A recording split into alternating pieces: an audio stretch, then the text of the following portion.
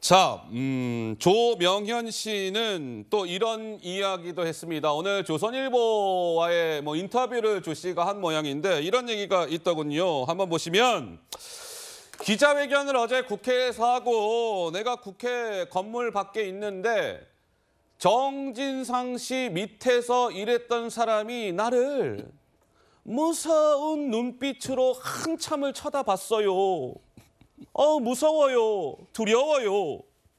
이런 얘기를 했어요. 그러면서 또 이런 얘기도 했습니다. 잘못한 이재명 대표는 저리 당당한데 나는 왜 공익제보자인 나는 왜 이렇게 숨어 지내면서 신용 불량자까지 되어야 하는 것입니까? 이게 정당한 일입니까? 이렇게 주장을 했습니다.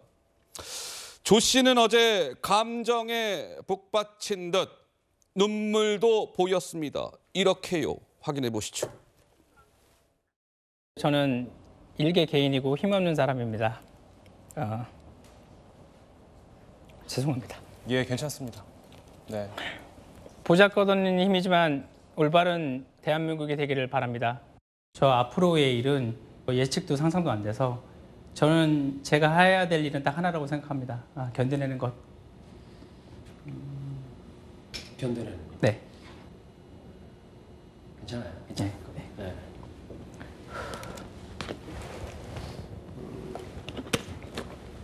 자꾸 감정 조절이 잘 안 되네요. 오늘은. 괜찮습니다. 그래서 조 씨는 결혼도 했고 생계를 유지를 해야 돼서 야간에 택배 기사를 했었답니다. 근데 그것도 물건을 나르다가 다쳐가지고 그마저도 지금 일을 못하고 있는 상황이다. 이런 얘기도 했던데 조 씨는 죄인처럼 숨어 지내야 했던 조명현 나의 명예를 회복하기 위해서 용기를 냈습니다. 하면서 조만간 책 한 권을 낸답니다. 책 제목은 아직 정해지지 않았고 그 책의 부제는 이재명의 신박한 법카 놀이가 될 것 같다. 이런 보도가 나왔는데 구자홍 차장님 한 말씀 하실까요? 네. 이제 조 씨는 이재명 대표와 법인카드 진실 공방을 끝까지 가겠다라는 의지를 지금 저렇게 피력하고 있는 것 같습니다. 자신이 보고 듣고 경험하고 행했던 그 법인카드 사용에 대해서 자신의 어떤 이제 함께 동참한 것에 대한 책임도 지겠지만 그것을 사실상 묵인하고 지시했다라고 이재명 대표를 지금 겨냥하고 있기 때문에 이것에 대해서는 검찰의 어떤 신속한 수사 그리고 기소 여부를 결정한 이후 사법부의 유무죄 판단이 신속하게 내려질 필요가 있어 보입니다. 이것은 많은 국민들이 지금 관심을 가지고 있습니다. 왜냐하면 이재명 대표는 지금 거대 일당의 대표일 뿐만 아니라 지난 대선에서 민주당의 대선 후보로 나왔고 앞으로도 정치 활동을 계속해 나갈 가능성이 큽니다. 고위공직자, 대한민국의 국정과 나라 살림을 책임지려고 하는 책임 있는 지도자로서 과연 그에 걸맞는 도덕성을 갖추고 있느냐. 이거에 대한 시험대가 이 법카의 유용 의혹이 될 수 있기 때문에 이재명 대표로서는 억울한 점이 있다면 어떤 것이 자신이 억울하고 사실과 다른지를 소명할 필요가 있고요. 수사 당국으로서는 이 조 씨의 저 주장이 허위 또는 이재명 대표의 어떤 명예훼손 혐의는 없는지 신속하게 수사해서 기소해서 이 사법부의 유무죄 판단을 받을 필요가 있지 않나 하는 생각이 듭니다. 제가 좀 궁금한 대목이 있는데 이런 겁니다. 이재명 대표와 관련된 뭔가 사실이 아닌 보도가 나온다든지 거짓된 주장을 한다든지 하면 그동안 민주당은 대변인이 됐든 이재명 대표 측에 누가 됐든 즉각적으로 반박을 했어요. 자료를 낸다든지 아니면 기자들 앞에서 마이크 앞에서 이거는 사실과 다릅니다. 이거 이렇게 하면 안 돼요라는 반응들이 나왔었는데 이번에 이재명 대표의 이 법인카드 유용 논란과 관련해서는 민주당에서 공식적으로 뭔가 반박 논평을 낸다든지 이런 게 없어요. 어떻습니까, 박성민 최고? 그렇다라고 한다면 그것은 무엇을 의미하는 것일까? 이제 좀 궁금한데 박 최고는 좀 어떻게 보세요? 크게 의미하는 거는 저는 없다고 생각하는데요. 무시 전략입니까? 앞에서 제가 말씀드렸듯이 이 의혹이 새로운 의혹이 아니기 때문에 그리고 이미 한 차례 여야의 공방이 벌어졌던 일이기도 하고 이재명 대표께서 직접 사과를 하는 일도 있었고 그러니까 여러 가지로 지금 이 사안은 새롭게 드러나는 무언가 새로운 사실이 있어서 민주당이 입장을 표명해야 되는 상황이 아니라 사실 기존에 내왔던 입장을 그대로 유지하면서 또 한편으로는 진행되는 수사의 결과에 따라서 입장을 낼지 말지를 또 결정해야 되는 순간이 올 겁니다. 저는 그 순간을 기다리고 있는 것이라고 생각을 하고 지금 상황에선 당에서 뭔가 공식적으로 이야기를 한다기보다 뭐 일부 최고위원들이나 일부 의원들이 뭐 언론과의 인터뷰나 뭐 방송에 나가서 뭐 어느 정도 이제 본인들의 개인적인 생각을 얘기하는 정도에서 그치지 않을까 싶기는 한데요. 여기에 대해서 저도 빠르게 뭐 좀 상황이 좀 정리가 되고 최종적으로 판단이 나와서 거기에 대해서 민주당도 입장을 밝힐 날이 와야 한다고 봅니다.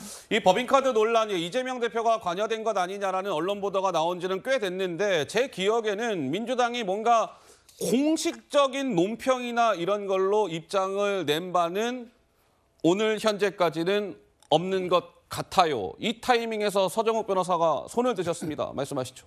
지금 이제 우리 박 최고위원님께서 이재명 대표가 사과했다고 했는데요. 본인 잘못을 사과한 건 저는 없는 걸 알아요. 아, 그래요? 부인이 배모 씨가 잘못해서 사과. 본인이 내가 잘못해서 사과한 거는 제가 없는 걸로 정확한 워딩 한번 보시고요. 이게 왜 민주당이나 이재명 대표가 왜 반박을 못하느냐. 왜요? 증거가 너무나 명명백백하니까.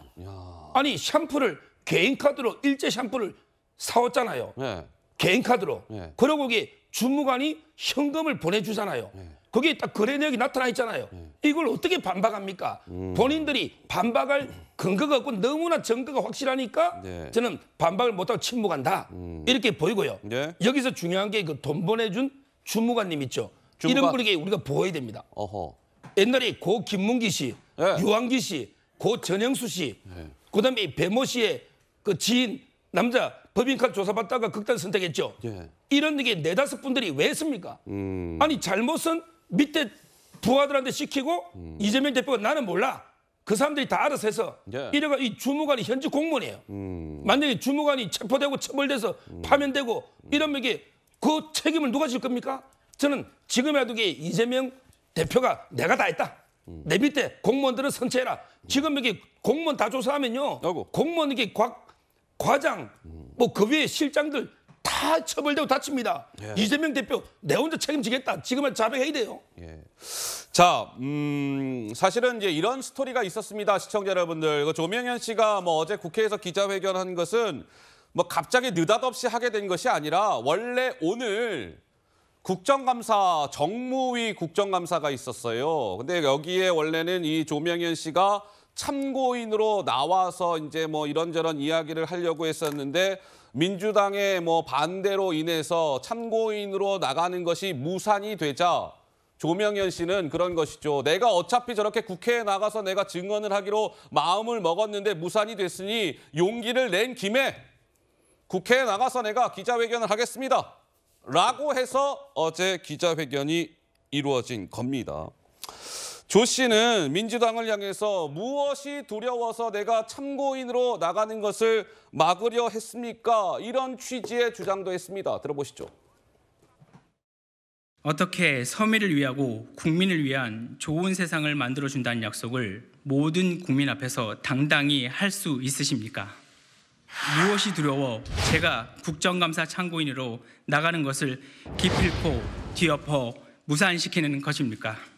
저는 다시 말씀드리지만 정치적 의도로 나온 건 아니고요. 사실을 말씀드리기 위해서 국감장을 나가고 싶었거든요. 정치적인 의도 없이 보여주고 싶었고 민주당 쪽 의원님들께서 저를 과연 불러주실까요? 네, 장해찬 국민의힘 청년 최고는 어제 국회 기자회견도 장 최고가 이제 주선을 한 것인데 정치적 의도가 있는 거 아니냐며 공격하는 야당 정치인들이 있는데요. 가증스러워요. 어제 장 최고가 우리 뉴스웨어 라이브 출연을 했었거든요. 그때도 저런 얘기했었어요. 가증스럽다고요, 막. 그러면서 당신들도 꼭 이재명 같은 사람의 샴푸 심부름이나 하면서 갑질을 당하길... 이렇게 소셜미디어에 적었습니다.